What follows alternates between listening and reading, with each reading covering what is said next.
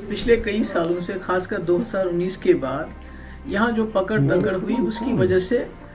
3-3.5 हज़ार से भी ज़्यादा लोग जो हैं वो बाहर की जेलों में बंद हैं, जो हमारे पास है। क्योंकि हमने कई बार सरकार को लिखा, हमें असली फिगर नहीं मिल रहा है कि कितने लोग बंद हैं, पर ये सुनने में सुनाए में है। और इनमें से कई लोगों की फैमिलीज़, बूढ़े माँ बाप, उसमें कई मैंने लोग देखे कि उनको जो बाप है उनको नज़र भी नहीं आता है। मेरे पास आए जवान बहनें इनकी, जिनके घर में कोई नहीं था, यही एक भाई था, उसको पकड़ के ले गए हैं, या बीवी बच्चे जिनका वाहिद जो है गुजारा चला गया है और सलाखों के पीछे बंद है, मुल्क के डिफरेंट जेलों में है।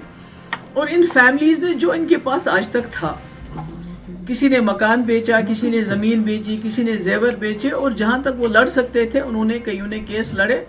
और कईयों के पास वो भी नहीं है, वो वहाँ तक जा भी नहीं सकते हैं। तो उम्मीद ये थी कि जब एक सरकार बनी तो हमने सोचा था कि सरकार बनेगी तो वो अब ये मामला मरकज़ी सरकार के साथ उठाएगी, इनको लीगल एड देगी, अदालती खर्चा देगी, और किसी ना किसी तरीके से इनको, हम नहीं कहते कि उनको आप छोड़ दीजिए, हालांकि अंडर ट्रायल्स हैं, इनके खिलाफ कोई जुर्म अभी तक 6-7 साल में भी साबित नहीं हुआ है। तारीख पे तारीख हो रही है, बहुत लंबा प्रोसेस है,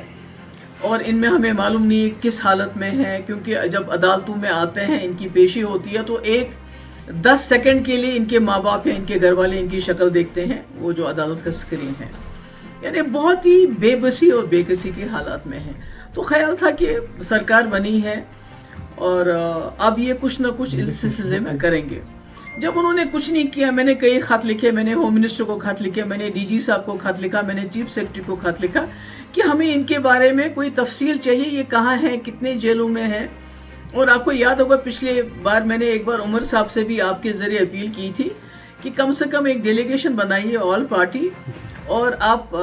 सरकारों के साथ जहाँ जहाँ ये हमारे लोग बंद हैं उनके साथ बातचीत करके हम जाके उनको देखना चाहते हैं। जैसे आपको मालूम है, कई जो नामवर लोग हैं, चाहे शबीर शाह साहब हैं, चाहे जमात इस्लामी के हेड हैं, चाहे यासीन मलिक साहब हैं,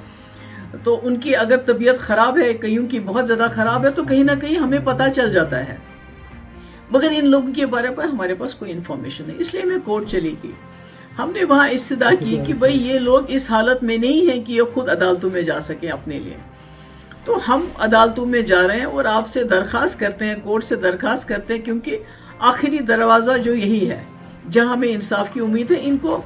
आप बेशक ना छोड़ें, बेशक आप इनको जेलों में रखें, पर कम से कम जम्मू कश्मीर वापस ले आइए, ताकि इनके घर वाले, जो इनके माँ बाप हैं, इनकी बहनें हैं, जवान बहनें घर में हैं, बीवी बच्चे हैं, तो कम से कम इनसे मुलाकात कर सके और यहाँ अदालती कार्रवाई उनके लिए कराना आसान है। मगर जब मैंने उमर साहब का बयान सुना कि अब ये मामला सब जुडिस हो गया तो अब बात नहीं होगी, तो हमने तो रेजोल्यूशन भी लाया था असेंबली में इसी हवाले से कि इनको यहाँ शिफ्ट किया जाना चाहिए। वो भी नेशनल कॉन्फ्रेंस की स्पीकर सरकार ने उसको भी रद्द कर दिया, उसको भी डिस्कशन के लिए नहीं आने दिया। तो उस वक्त उमर साहब को याद नहीं आया, वो कहते हैं अब बात नहीं। और मुझे ये बताइए, जो स्टेटहुड है क्या वो सब जुडिस नहीं है?